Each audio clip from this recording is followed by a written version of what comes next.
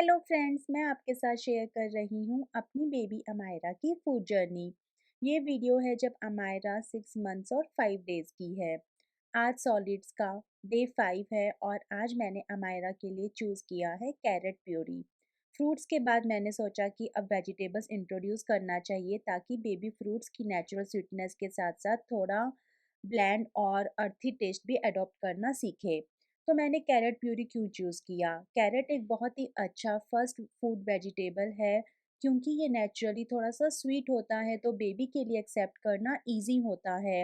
इसके अंदर vitamin A होता है जो कि बेबी की आँखों और स्किन के लिए काफ़ी ज़्यादा बेनिफिशियल है।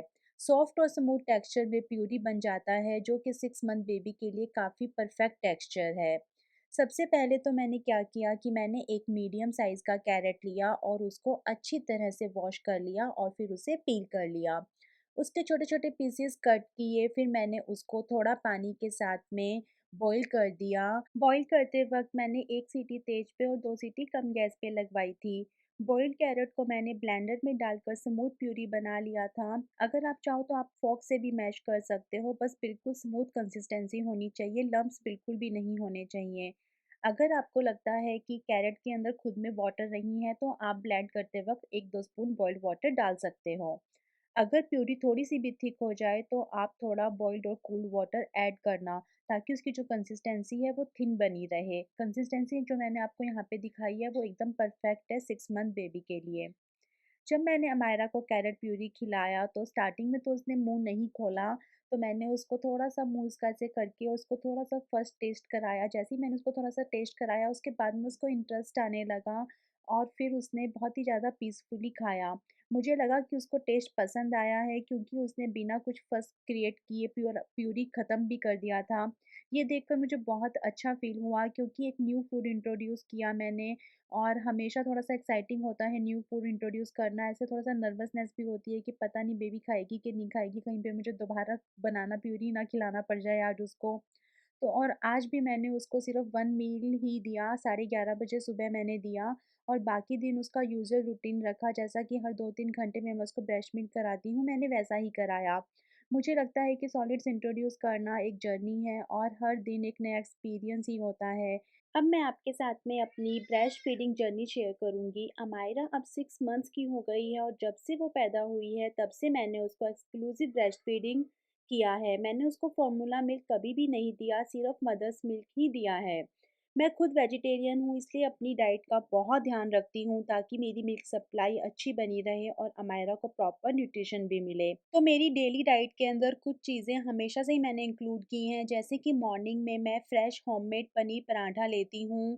पनीर भुर्जी भी हमारे घर पे बनती है लेकिन समहाउ मुझे भुर्जी में उतना मज़ा नहीं आता है तो मैं पराठा खाती हूँ। पनीर से मुझे प्रोटीन और कैल्शियम दोनों मिलते हैं जो ब्रेस्ट मिल्क को रिच बनाते हैं और अमायरा की बोन्स के लिए भी काफ़ी हेल्पफुल है। उसके बाद में मैं एक रेड जूस लेती हूँ। उस रेड जूस के अंदर अनार, ऑरेंज और आंवला होता है।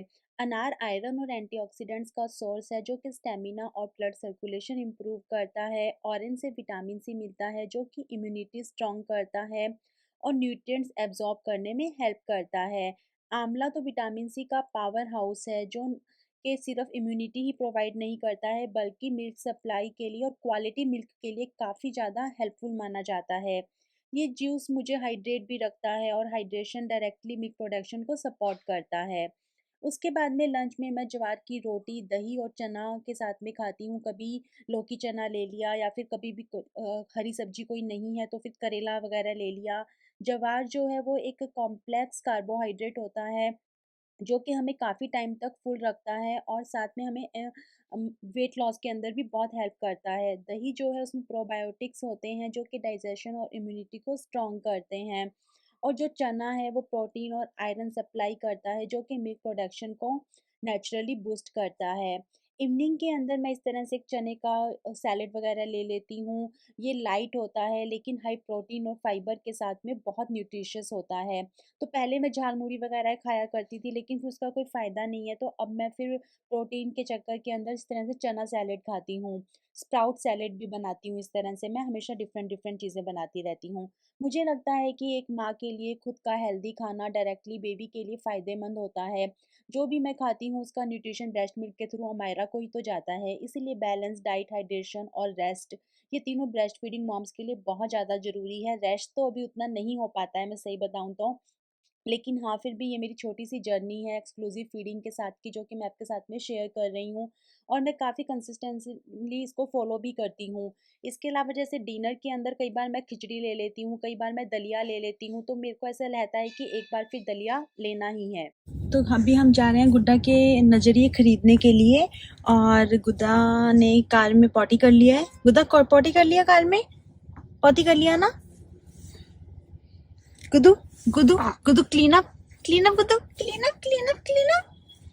तो ये कार के अंदर जैसे अपने को कुछ भी चेंज वेंज करना है बच्चे का, डाइपर या कुछ भी, तो उसमें मुझे तो बहुत ही ज़्यादा सही लगता है। जैसे कि मैंने इसका ये गद्दी है, ये गद्दी को ही मैं उसमें रखती हूँ प्रैम के अंदर भी, और उसके बाद में इसका ये इस तरह से प्रॉपर इसकी एक गद्दी है जिसमें पूरा शेप बना हुआ है, बच्चे के लेग से लेके उसका हेड भी कंट्रोल में रहता है, और उसको ऐसे ना चुभता भी नहीं है। इसका कार का सीट वगैरह कुछ भी, बच्चे को भी काफ़ी कंफर्टेबल रहता है। अगर सोना भी होता है तो एक शेप है कि बच्चा इसमें आराम से सो सकता है।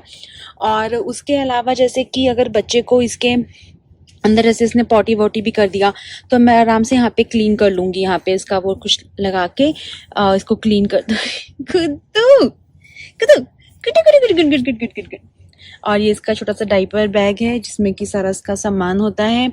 अभी इसको सॉलिड स्टार्ट किया, इसमें सबसे ज़्यादा टॉयज़ वगैरह हैं, और अभी इसका डाइपर और ये मैडम का क्लीन अप का सामान, बस और तो कुछ ज़्यादा चाहिए नहीं, ये 2 चीज़ ही चाहिए।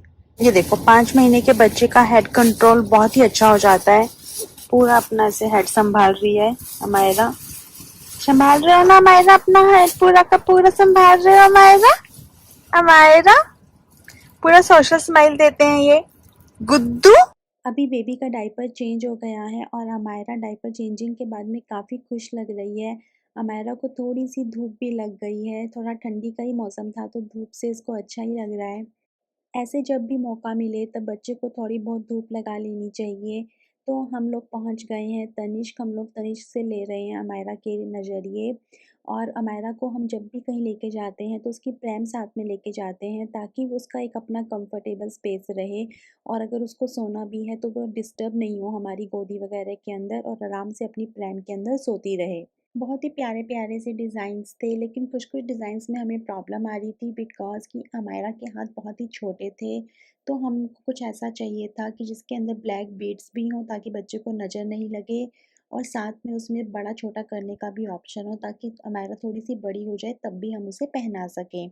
और साथ में फिर ऐसे भी होने चाहिए थे कि अमायरा को चुभे नहीं। लास्ट में हमने 2-3 पीस सेलेक्ट किए और फिर अमायरा को पहना-पहना के देखे। अमायरा के साथ में शॉपिंग थोड़ी ईज़ी हो जाती है, क्योंकि एक तो हम उसको हमेशा से प्रैम में रखते हैं, तो जब अमायरा 40 डेज़ की हुई थी, तब से मैं अमायरा को डेली इवनिंग वॉक पे लेके जाती हूँ। तो अमायरा को प्रैम में लेटे रहने की भी आदत है, और अमायरा को घर से बाहर निकलने की भी आदत है, जिसके कारण हमारी लाइफ़ काफ़ी ईज़ी हो गई है। तो फाइनली हम लोगों ने ये वाले नज़रिए अमायरा के लिए लिए, क्योंकि ये वाले नज़रियों के अंदर एक तो ये ऑप्शन है कि ये छोटे-बड़े हो सकते हैं, तो 2 साल तक की अमायरा होगी तब तक भी ये आराम से आ सकते हैं। उसके अलावा इसके अंदर ब्लैक बीड्स हैं जो मुझे चाहिए थी, जिससे कि बच्चे को नज़र नहीं लगती है।